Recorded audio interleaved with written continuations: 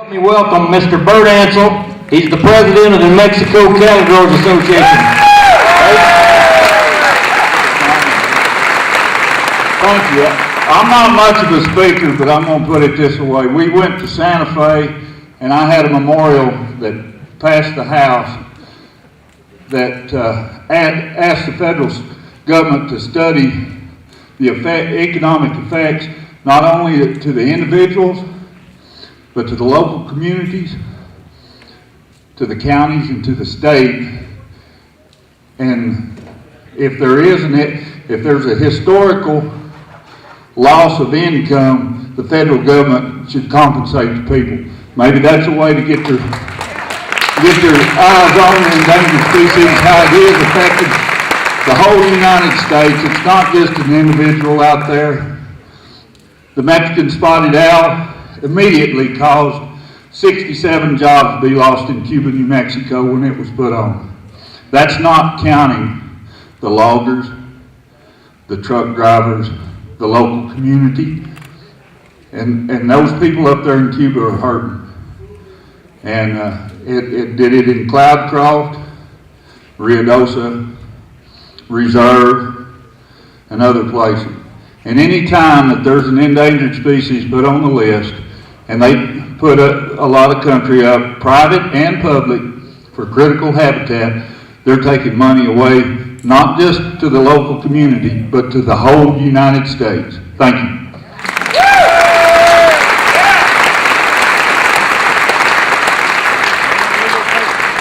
Thank you, Bert. I want to know if you guys are excited. Are we excited? Are you going to the public hearing tonight to let your voice be heard? Before we hear from Congressman Pierce, here's a man that cares about our jobs. He cares about our future. And right here from the Paragon Foundation, help me welcome Mr. G.B. Oliver.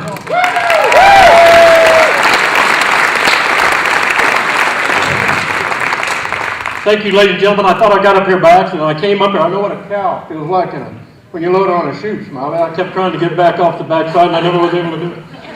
Ladies and gentlemen, what an honor and a privilege to be here with you on such an important occasion. I maybe look at this a little bit differently, and I want to ask you a question.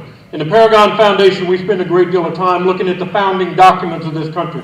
Tell me where in those founding documents you find where the federal government has any authority or any jurisdiction to imply any of these things on any of the citizens within a sovereign state.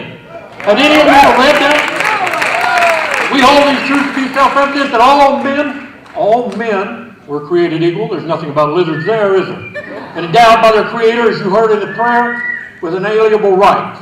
And the governments were instituted among men for the protection of those rights. They didn't give them to us. As we heard in the prayer a while ago, those rights were granted by God. And so, I ask you, have we in this country forgot that we are the heirs and the descendants of a great revolution? That we were handed freedom secured by blood of 1,000 men? That those men that created this country, just as Congressman Pierce, who every time he strapped on an airplane, just pledged to each other their lives, their fortunes, their sacred honor. That's the way this country got started. And for what, ladies and gentlemen? For what? So you and I can go down and comment to an agency that's already made a decision? Is that what those men suffered and died for? So that we can stand up or kneel down at the altar of a nameless, faceless, unelected bureaucrat who believe they have the authority and jurisdiction to issue edicts down on us like summary orders from some distant God? How did we get in this position? Have we forgot what the Constitution says, or we not believe it anymore? That's a question I have. You see anything in that Constitution that would allow that? I look at Article 1, Section 8 of the Constitution, and it lists all the enumerated powers of the federal government. All of them. Beg your pardon? Let me ask you something, sir. Article 1, Section 8 lists all the enumerated powers of the federal government. You see anything in there about the endangered species list? You and I can visit about this right after this is over with. I would encourage that, partner.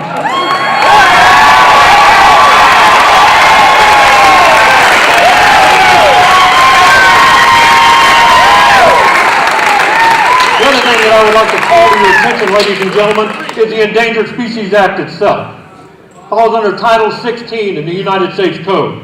Look it up sometime. Title 16 was never enacted into positive law. What does that mean to you? It means that that title in law has no authority or jurisdiction within the boundaries of a state. So how did they get there? Back in the 1970s, ladies and gentlemen, they co-opted this state into ceding that jurisdiction to them. But all is not lost, and I commend Ronnie Reardon and my county commission and Lewis Derrick and those people that have stepped up, because you have to remember that in New Mexico, these are home rule counties. Those are the only elected officials in the country that put their hand on a Bible and swear an oath to protect the safety, the well-being, and the property of the citizens in their county. The only ones that do that.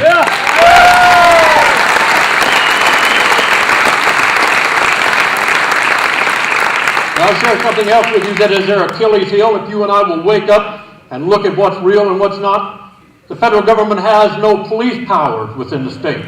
Now that ought to blow your mind, huh?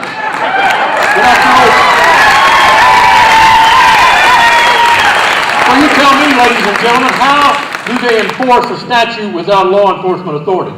And for those of you that are unaware of that, do not take my word for that. I ask you to go home and get on your computers and get on the United States Supreme Court website. And I want you to look up U.S. versus DeWitt, Wilkerson versus Rainier, U.S. versus Fox, Thurlow versus Massachusetts, Patterson versus Kentucky.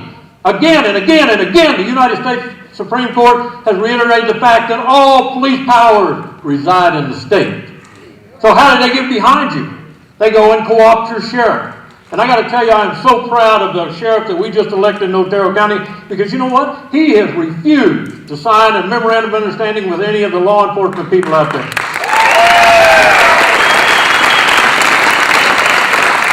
And I'll tell you right now, if your sheriff hasn't done that, you get on his behind and get that done. I thought it was one of the great forms of entertainment I have, because he calls me and tells me when he refused to sign the document. And all they sent him was the last page where his signature goes. They never sent him the rest of the MOU. So he calls him on the phone and he says, "Hey, I didn't get the rest of the document."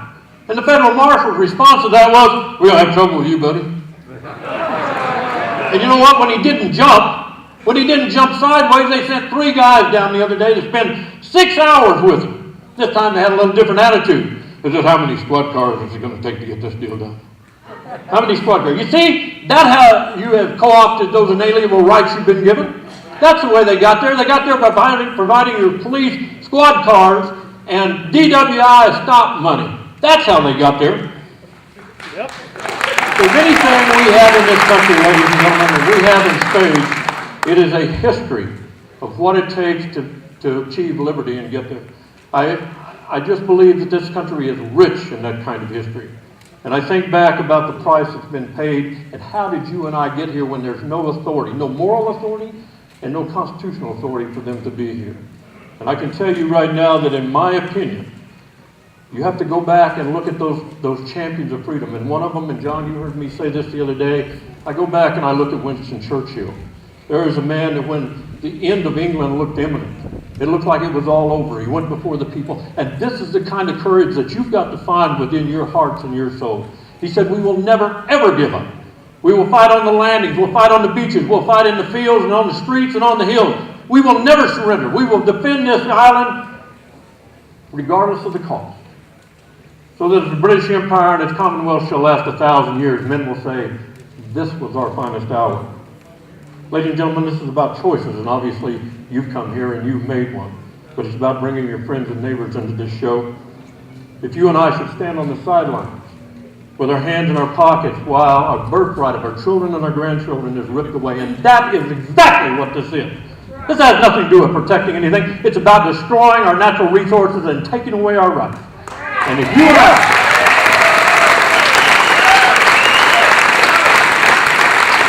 I stand on the sideline, what happens? While that happens, the rocks, the trees, the very tarmac that you sit on here this afternoon should cry out in judgment against you. The one thing that I know with absolute certainty is that within our mortal hands we have the power to control our own destiny. And you've got to believe that as well. Go back and read that document. Give up dancing with the stars for a little while and read the thing that provides you all of your rights.